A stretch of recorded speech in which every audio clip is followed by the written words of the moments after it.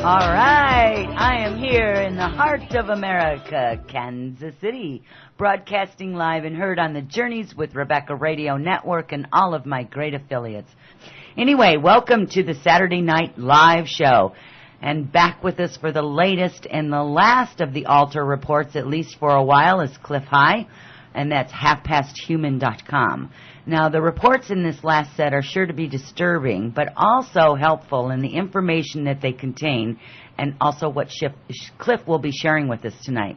Now, during the show, I'm going to present some correlations from the news that can not only substantiate what some of the information is, but also create an awareness for everyone of how to better be prepared by knowing what could be going on. This is going to be one heck of a show, and we want to welcome Clif High, Half Past Human, to the show. Hi, Clif. Hello, Rebecca. Hey, it's great to have you back again. Thank you very much. Much anticipated information. Everybody has been holding their breath since your last time you've been on. Boy, I sure hope not. Well, they turn blue and then they begin breathing again. So okay, good. That fail-safe mechanism there, yeah. Yeah, that's right. The body's a miraculous thing, isn't it? Yes. We have absolutely wonderful, wonderful people in the chat box tonight, Clif. We've had people that have sent their well wishes to you and their thanks to you for donating your time, your resources, and your information to come forward and share the latest in information that you have garnered. So I did want to pass along that from the audience. Thank you very much for all the kind words, but, just doing what universe promises to. That's right, but you got to say, at least you're doing what you're supposed to be doing, so. Apparently so, yeah. Yes. So you can own that. That's yours. It's all good. All right, so we're in the altar reports, and we talked. We've talked a lot about this last set, the 1309. You've been on a few times talking about them, and of course, Part 5 was kind of a precursor to what was going on in Part 6. And I think if you could on Part 5. Just do maybe a really, really short synopsis of 5 for the ones that were not able to hear it or were not here with us, because I won't need to get right into Part 6 because there's a lot of correlation with both 5 and 6 with what's actually going on and what's been being presented all across the world with some of the stuff that's been in the reports. Okay, basically for Part 5, the general overall expression was duality.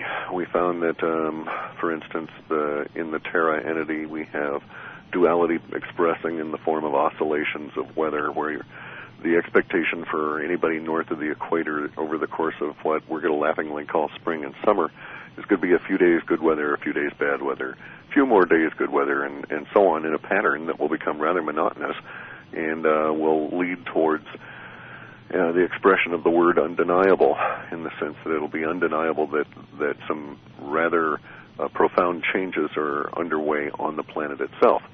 And the same undeniability is showing up in other areas, such as with the markets and so on. The markets are going to have undeniable show up in relation to the dollar and its connection to the global reserve currency, and that is going to fade. It's also going to be another expression of duality, in the sense that over spring and summer here in Part 5, we show that the markets are going to they're going to be under the influence of the propaganda arm of the powers that be, and if you believe them, prosperity is just around the corner and happy days are here again. Right. So we'll just let that one lie there. We're going to start to see, actually some stuff is already manifesting from Part 5, the powers that be business. We unfortunately had a instance here recently, and curiously, some of the titles that we've had in our Part 5 are tied up and relate to twitching and so on. Not a good indication. The powers that be are going to go through their own issues at the moment, but it turns out it's a very dangerous occupation. Who would have thought to be the CFO of any kind of company that's going to be getting bailout money? Yeah, and we can talk about that. In a minute. I think that's really, basically, wouldn't you say that that's kind of the expression? Yeah. In the U.S. here, it's going to be duality again, where we have the only people really making any headway are those that are opting out of the traditional corporate world and attempting other approaches to things. Right. So it's basically more of the same relative to that. Well, and pardon me, personally speaking, I know of a lot of people that have, very recently lost their jobs, their employment, and they're seeking different lines of work, and many of them have really found themselves being kind of pushed and shoved, if you will, all around to look for different solutions besides corporate America, so to speak. Yeah, there just won't be any there. Right, yeah. Right, exactly. And getting back to, that's part of the correlation. You and I spoke about that before we got on the phone, and it's an interesting concept. But every time I read your reports, and since I've been reading your reports, and things from your reports will start showing up in the news as I read it, or it comes across to me. A lot of times I have a lot of people that just send me this stuff, and they say, hey, here's something that's going on right now. You need to watch it. If I happen to be in my, computer, I'll check it out. And sure enough, this stuff is, got lots of really nice people out there that are really trying to interconnect and keeping the information flowing. But the interesting thing about it is that with you, they always say, and so it begins. It's kind of an interesting little correlation there. So I always know that it comes from your Alta report, something in your Alta reports that has been stated, and it's showing up in the news just as the Alta report stated, and that was the Freddie Mac thing. And I like the way that they term that. He died in an apparent. And when I was reading it, when I was actually reading an apparent suicide, the word apparent just coalesced and becomes, like phosphorus, and it jumps out on the page, and you just kind of go, okay, I get it. That's just kind of the way things happen for me. So that was one of the things, and so it begins kind of a thing. And then we've got a lot of other things as we get into the, Alta report number 6, that's also going to correlate with some of the more recent news events as well. So I think if you're ready, I think we probably should jump right into it. Yeah, just jump right into it, because people are really, really wanting to know, because Part 5 was pretty distressing for a lot of us. Well, it's depressing to write as well, yeah. Humans, they're just not behaving well. Well, where shall we start here on 6? Well, and no, they're not. And you know what? Across the board with everybody, we've been out driving for the last few days, right? And everybody that I've talked to went, oh, my God, has everyone forgotten how to drive? Has everyone forgotten this, or have they forgotten that? It's just like this huge phenomena that has really swept across the Kansas City area, because, obviously that's where I live, so that's where I'm going to be driving. And I honestly believe that people have forgotten, or they're just very confused, or, the energies really are very different. Yeah, that's actually what we were referring to as a subset of the big squeeze, the thing out of the Space Goat Farts entity. Yes. And it's a very interesting phenomenon, or set of phenomenon, because it's going to maybe start showing up in just that kind of an effect, where mass problems with driving, maybe people have trouble navigating boats, airplanes are not landing where they should be, people are not sleeping well en masse, and this kind of thing, and it relates to the magnetic field issues. And we're already seeing the correlations with the mass die-offs of cetaceous sea life and migrating waterfowl, and it'll probably sweep to other birds as well. Yes. And then eventually to insects and so on. The manifestations in humans are going to be quite odd, and are going to, according to our data, lead to the feeling of a surreality as we go through summer. Yes.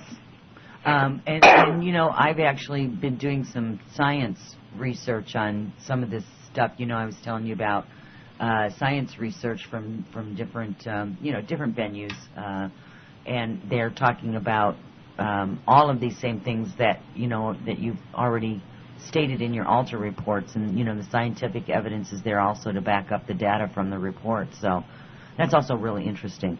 Let's go back a little bit, and let's go ahead and start with the metadata. I can speak some days.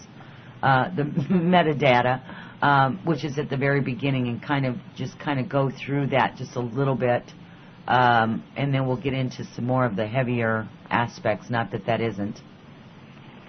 Yeah, the metadata is a layer that runs through all of the entities, and so we find it linguistically pretty close to similar in each of the entities with its own flavor from the detail level down. And strange and bizarre climate we're going to have over spring. Again, this goes back to the issue of undeniability. The metadata is basically saying that no matter where we look, from spring onward, we're going to be seeing things that will, in essence, force us into realizing that change is happening right in front of our eyes and that the whole thing is undeniable. And this is the linguistic structure for the set is in support of the duality in almost all of the major entities.